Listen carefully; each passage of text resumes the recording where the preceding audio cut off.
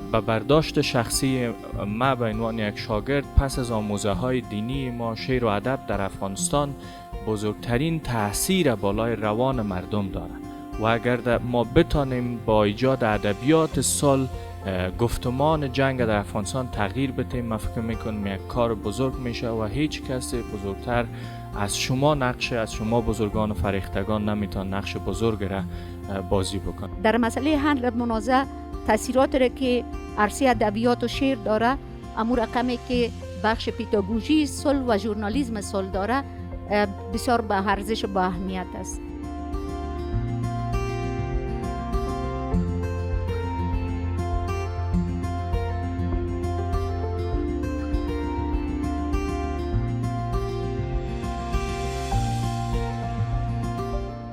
کله چې موږ د ادبیاتو لفظ استعمالو نو دا به د سولې لفظ وي، دا به د امن لفظ وي او دا به د ژوند لفظ وي. په ټوله کې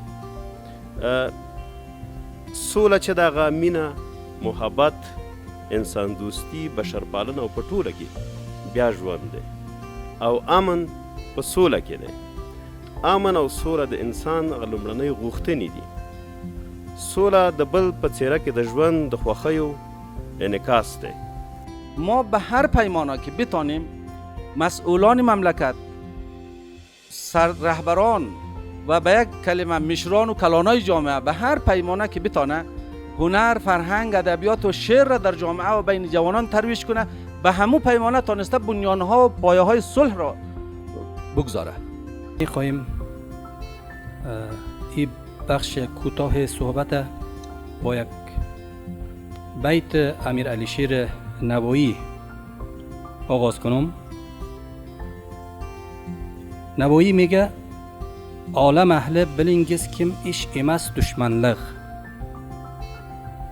یارولینگ بر برینگزگه که ایرور یارلغش.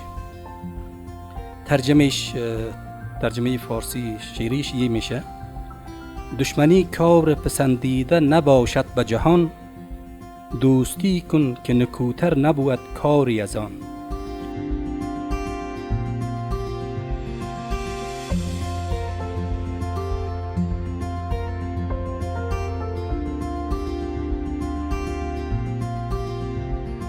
نه په خپل ځان یم، نه مې ځان لپاره زړه خوږیږي، ما مې په ځان د بل انسان لپاره زړه خوږیږي. د ټول بشر د ټول جهان په غم غمیږم، خو ډېر مې د ګران افغانستان لپاره زړه خوږیږي. لحظه های بیقراری گم شده، آسمان دور از صدای چرخبال، کودک ما به نهایت خوشحال. زندگی آرام و بی تشویش و درد، عشق تنها داروی رخسار زرد. خواب دیدم زندگی زیبا شده، مثل لبخند کوکوی ما شده. کودکی من صلح می‌خواهد، کودکی من صلح می‌خواهد، می‌رود مکتب، می‌کند بازی، می‌کشد فریاد آزادی. کودکی من صلح می‌خواهد.